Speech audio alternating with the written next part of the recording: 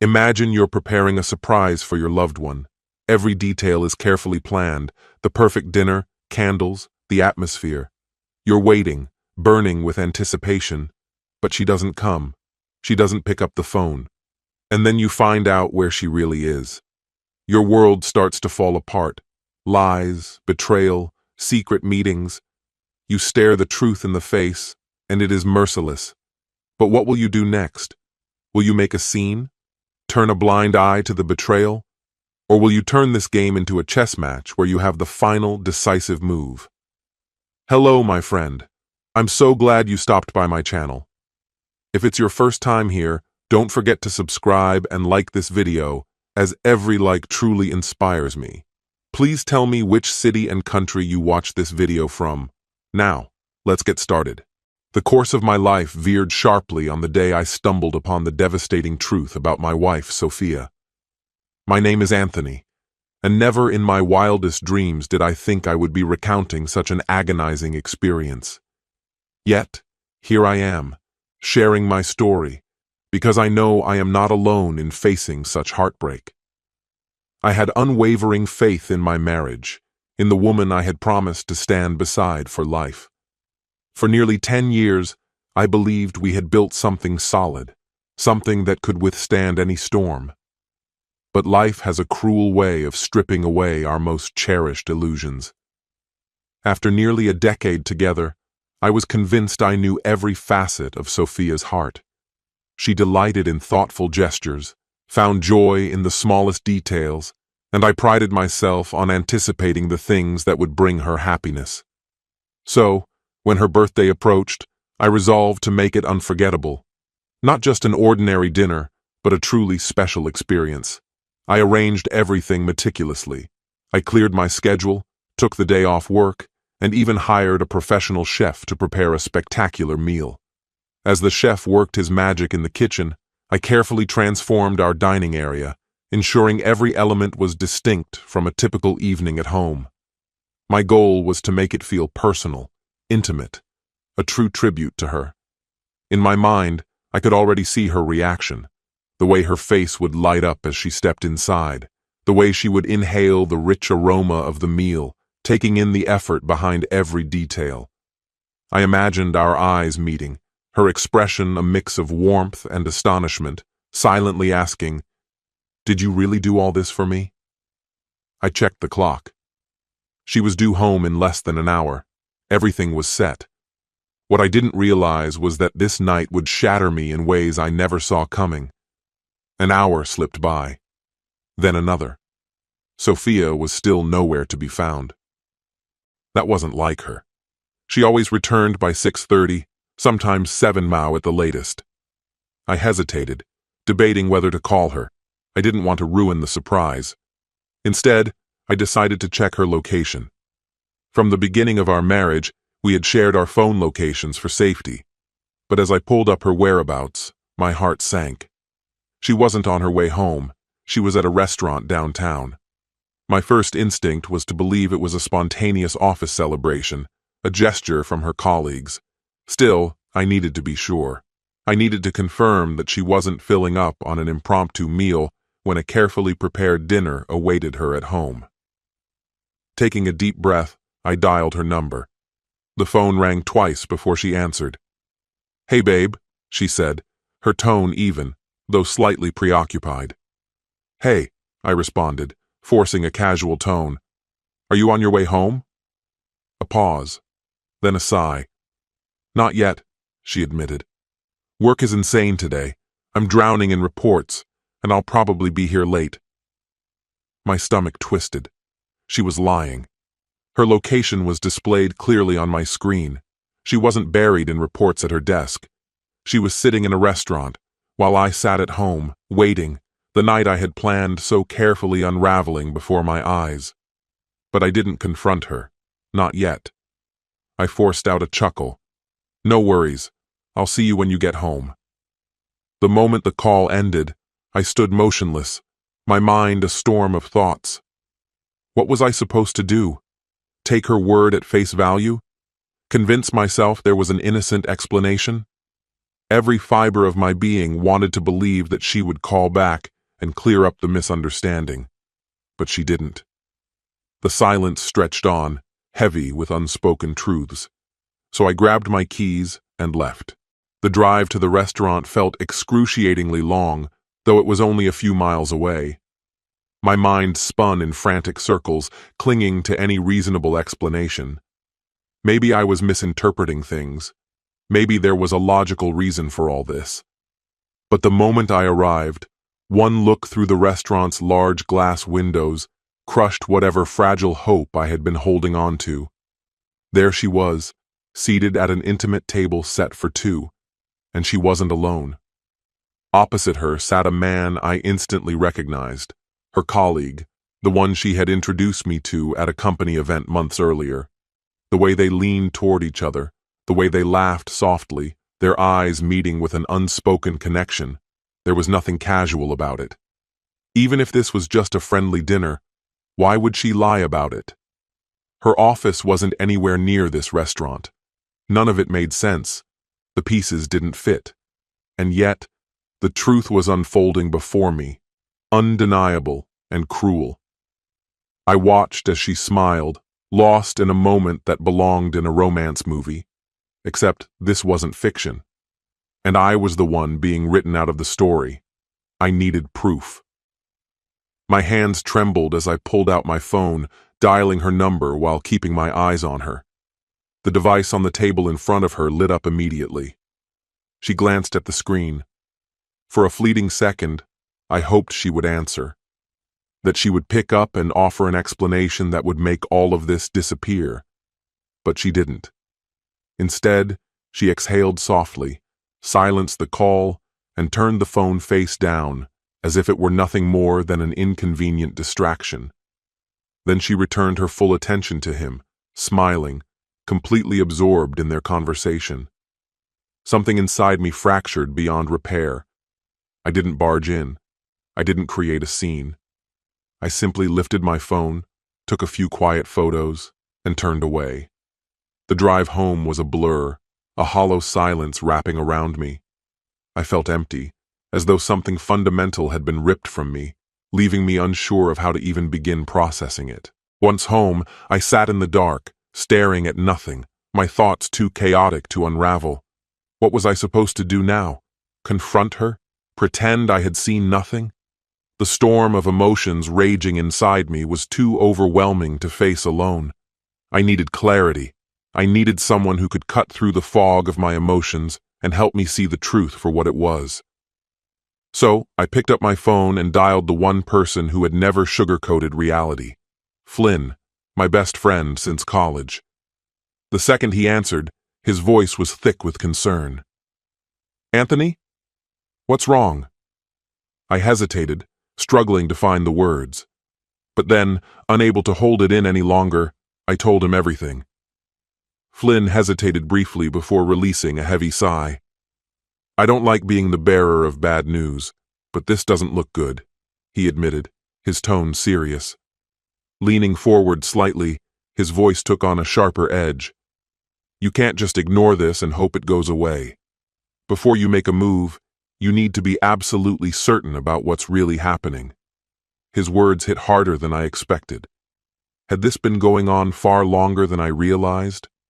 Was it more than just a single night? Running a weary hand over my face, I exhaled sharply.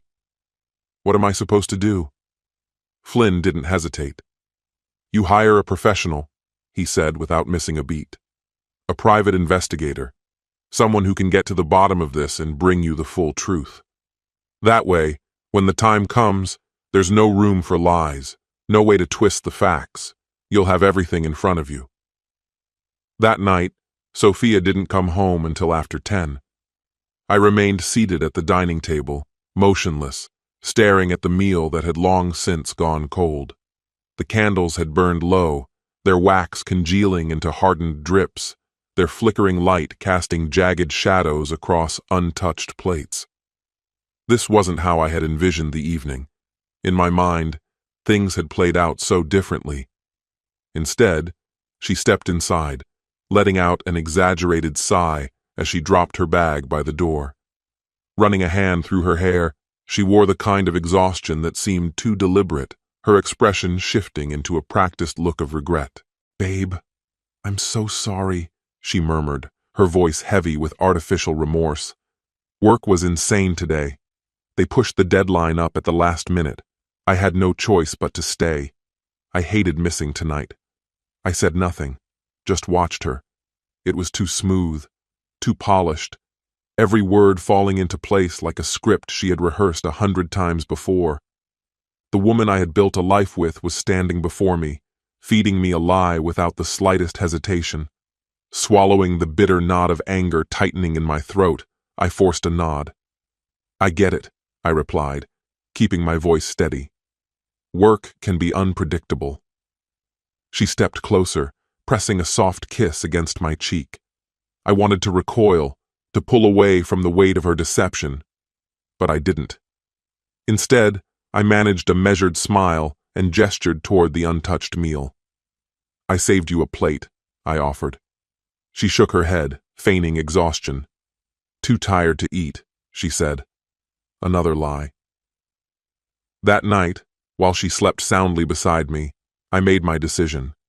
By morning, I had reached out to a private investigator and set up a meeting. If my marriage was crumbling, I needed to know just how deep the cracks ran. For the next month, I played the part, maintaining the illusion of normalcy while the investigator worked. It was an exhausting act. Waking up beside Sophia, sitting through breakfast conversations, listening to her talk about her day, all the while knowing she was slipping away to be with someone else. The investigator worked quickly. Within 2 weeks, he had already gathered an overwhelming amount of evidence. Photos, videos, time-stamped records, proof that left no room for doubt. Sophia wasn't meeting up with a stranger.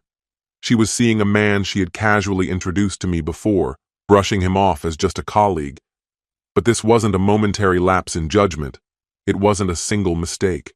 Their meetings weren't confined to hotels.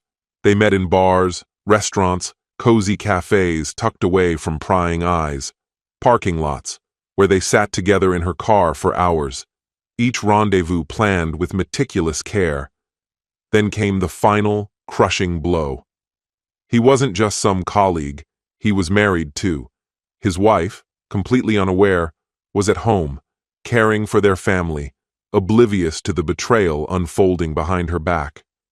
The irony was sickening. 2 people, deceiving the ones who had trusted them most, weaving elaborate lies to protect their own selfish desires. By the time the investigator handed me the final report, I had everything I needed. Irrefutable proof, photographic evidence, video recordings, detailed logs of every meeting. I could have shattered their lives with a single move, exposed them for who they truly were. But I didn't. Sophia wasn't just an ordinary employee. She was a senior figure in her company, respected, admired. If this affair became public, it wouldn't just be a scandal, it would be catastrophic. The company had strict policies against workplace relationships, especially between higher-ups and their subordinates. If HR caught wind of this, it wouldn't just end in an awkward conversation, it could cost her everything: a demotion, termination, even legal consequences if the other man's wife decided to pursue action. I wasn't interested in revenge. I wanted control. I wanted a clean break. No drawn-out battles, no accusations hurled back and forth. With the evidence I had, I could dictate the terms. She would sign the divorce papers and leave quietly. And if she refused, then the truth would find its way into the right hands. That night, Sophia came home late again. Same routine, same tired excuses. She sighed dramatically, setting her bag down with a theatrical rub of her temples. "You wouldn't believe the day I had," she said, exhaustion dripping from her words. It was non-stop from morning till now. I didn't respond right away. I just watched her, letting the silence stretch between us. For weeks I had played along, nodding, smiling, pretending to believe her. Not tonight. "There's no need to keep pretending," I said at last, my voice calm but unwavering. A flicker of confusion crossed her face, quickly replaced by something else. Fear. Her gaze followed mine to the folder resting on the table. Beside it, a neat stack of papers. "What? What is this?" she asked, her voice barely above a whisper. I leaned forward, meeting her eyes without wavering. "Your choices," I said evenly. "Sign the divorce papers and we walk away from this clean. No mess, no drawn-out fights." My fingers tapped against the folder. Or, I make sure the truth reaches exactly where it needs to go. I sent it to your company's HR, your colleagues, and your lover's wife. Her face drained of color. She didn't even need to open the folder in her hands. She already knew what was inside. A step backward, a slight shake of her head, as if putting distance between herself and the evidence, might somehow make it disappear. "Anthony, please. It's not what you think," she said, her voice trembling with desperation. "Just let me explain." I stayed silent. I had already heard enough lies. Her breaths came quicker, her hands unsteady as she finally lifted the cover. Photos, recordings, proof. The moment her eyes landed on them, the tears began to fall. "Please," she whispered, choking on her words. "It was a mistake, a stupid, meaningless mistake. I never wanted to lose you." I exhaled slowly, the predictability of it all nearly comical. "I still love you," she continued, stepping closer, her hands reaching for mine in a silent plea. "We can fix this. I'll end it. I'll do anything. Just don't do this." I looked down at her hands, then met her eyes before pulling away. "This isn't about love, Sophia," I said, my tone even, devoid of warmth. "It's about respect. And you lost mine." She stood frozen, her gaze shifting from me to the divorce papers on the table. The hesitation I saw wasn't about saving our marriage. It was about salvaging her career, her reputation, the carefully curated image she had built. I leaned back, crossing my arms. "Sign them, Sophia," I said, "or we do this the hard way." Her lips parted as if to argue, but no words came. Instead, she swallowed hard, wiped her tears, and picked up the pen. Her fingers trembled as she signed, each stroke of ink sealing the end of what we once were. When she finally set the pen down, she looked at me one last time, her eyes pleading. "You won't send this out?" she asked, barely above a whisper. "You'll keep it between us?" I nodded. "As long as you don't make this difficult." She bit her lip, considering her options, though she had none left. She had played the game and lost. And just like that, it was over. The woman I had once envisioned a lifetime with had become nothing more than a closed chapter. She couldn't twist the narrative, couldn't paint herself as the victim or me as the villain. She had no defense, and that was what stung the most. It wasn't just losing me, it was losing control. With a shaky breath, she wiped the last of her tears. "What do I tell people?" she finally asked. I shrugged. "That's your problem." She frowned, waiting for me to hand her an easy excuse, a digestible reason for why our so-called perfect marriage had shattered overnight. Maybe she hoped I'd say, "We just grew apart," or "We wanted different things." But I wasn't going to make this easy for her. Let her come up with a justification that didn't drag my name through the mud. And the best part? She couldn't lie, because if she did, I had the evidence to shut it down instantly. Looking back now, everything is clear. Sophia wasn't in love with me. She was in love with the stability, the status, the perception of what we had. She liked the idea of us, but not enough to honor it. That's the thing about betrayal. It rips away the illusion and forces you to confront the truth, whether you're ready or not. For a long time, I feared losing her would break me. But staying? That would have been the real loss. Staying would have meant living a lie, sacrificing my dignity, allowing someone else's choices to dictate my happiness. In the end, I walked away with something far more valuable than a marriage. I walked away with my peace. I didn't lose. I may have lost my wife, but I reclaimed my life. If there's one lesson to take from this, it's this. Trust your instincts. When something feels off, don't ignore it. The signs were always there, but I brushed them aside because I didn't want to believe the person I loved could betray me.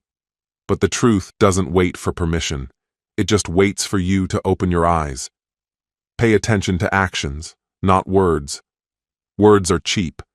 People will say whatever they must to keep you in their grasp, just like Sophia did. But actions? That's where the truth lives. Most importantly, never let someone else's deceit trap you in a lie. I spent too much time trying to understand why. But at the end of the day, infidelity isn't a mistake, it's a choice. And I had a choice too, to stay and let it destroy me, or to walk away and rebuild. If you ever find yourself in a situation like this, remember your worth. Don't beg for love, don't accept betrayal, and never stay where you aren't respected. You deserve better. Thanks for listening, stay strong, and always choose yourself. This story has come to an end. The pain of betrayal is inevitable, but remember, it's not your defeat, it's your chance for liberation. Loyalty, trust, and respect are the foundation of any relationship. When one partner destroys it with lies, it's not your fault. The key is not to cling to the one who betrayed you, but to choose yourself. Don't waste your energy on revenge. Walk away with dignity. Life is too short to live in deception. Remember, love should not be a battle for attention. Don't beg, don't prove your worth. If someone didn't choose you, you choose freedom. And that is the greatest victory. What's your opinion? Share it in the comments, my friend. And if you like this story, check out other exciting videos on my channel. I'll say goodbye until the next video. See you